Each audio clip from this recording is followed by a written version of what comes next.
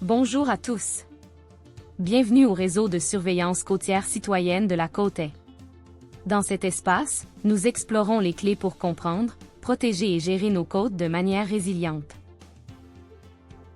Ce chapitre est le troisième d'une série de 9 épisodes consacrés à un sujet fascinant, la granulométrie côtière. Il existe différentes techniques pour mesurer la granulométrie de nos plages.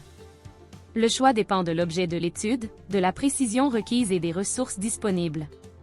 Elles sont classées comme manuelles ou avancées.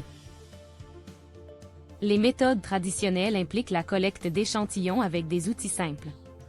Ils sont ensuite tamisés pour séparer les grains par taille.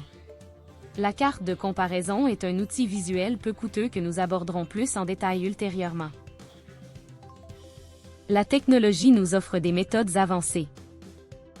La diffraction laser est très précise et fournit des résultats rapides.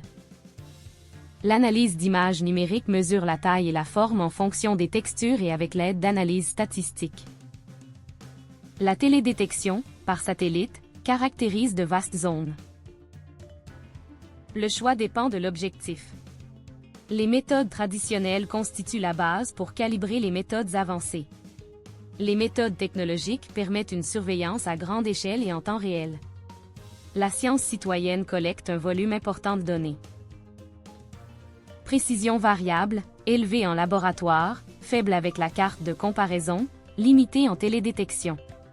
Les méthodes manuelles sont spécifiques au site. Les méthodes technologiques et de science citoyenne couvrent de vastes zones. Identifier les erreurs est crucial. Elles peuvent être dues à un échantillonnage non représentatif, à un temps de préparation ou de sélection insuffisant, ou à une subjectivité visuelle dans la carte de comparaison. En télédétection, la résolution et l'environnement jouent un rôle. Merci de nous rejoindre dans cet épisode et n'oubliez pas de consulter les autres parties de la série. Cette vidéo a été générée avec l'IA et fait partie du projet « Améliorer l'action climatique des scientifiques citoyens sur la côte et de la Nouvelle-Écosse pour soutenir la gouvernance des risques à plusieurs niveaux », financé par le Fonds de mobilisation des connaissances du Méopare.